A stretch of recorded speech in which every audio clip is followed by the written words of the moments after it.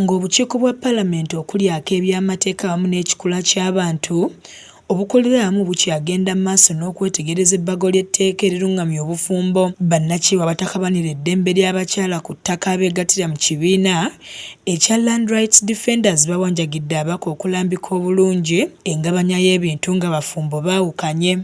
Baagala ebintu bigabanibwa okusinziira ku buli omu kye yateekamu n'ebbanga obufumbo lye buwangadde. Ebbago ery'obufumbo eriri mu maaso gaabwe.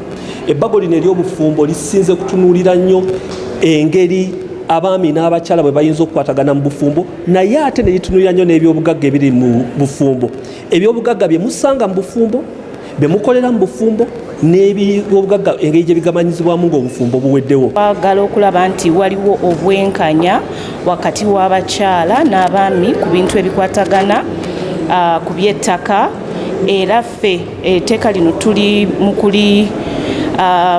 kuli supportinga nnyo. Bano bagamba nti tewali tteeka lirambulukufu ku nsonga eyo, nga kkooti zizze ziwa ensalo ez'enjawulo era ezikontaana buli bafumbo lwe baddukirayo nga basobaganye ku ngabana y'ebintu. Beerewo etteeka nga likkiriza ku nsonga zino, liteeka okuba kati okusinga kubadde kusalawo kwa kkooti kwe batambulirako, naye wabeewo etteeka nga ligamba nti omuntu ky'onoofuna ng'obufumbo bubuweddewo kinaasinziira ku kyotaddemu mu bufumbo. Ekyo okukipima etteeka litaddewo emikko gy'oyinza okuyitamu okukipima okuba no kinaasinziira kukola, naye ate n'ekirala nti basinziira ku bbanga ly'obadde mu bufumbo. Bannakyewa balomboza ennaku abakyala gye bazze bayitamu ng'obufumbo busasise, nga bangi baviiramu awo ng'ogusima ebbumba entuuyo zaabwe ne zibafa busa. N'amawulire ebiseera ebisinga muleeta amawulire ng'abakyala balabibwa nga bagobeddwa mu maka gaabwe, nga balekeddwawo nga tebalina mwasirizi, nga abooluganda oluusi abo ku sayidi y'omwami nga balina engeri gye bataddewo vaawo mpitewo nga babagobaganya ku mataka oba mu nju. It is women who are pushed in that box because of patriarchy, the domestic violence that is rising every now and again.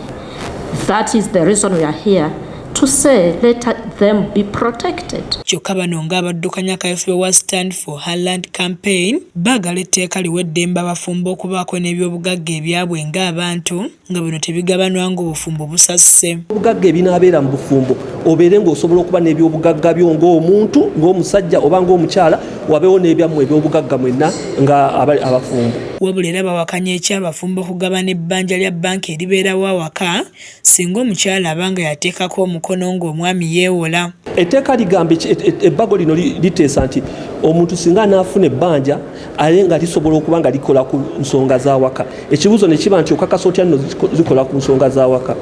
Ekyokubiri nga bagamba nti ebbanja lino bwe linaafunikanga nti mube nga muligabanira wakati, ne bagamba naye ate oli bw'aba yaliyingiramu nga takkiriziganyizza nange.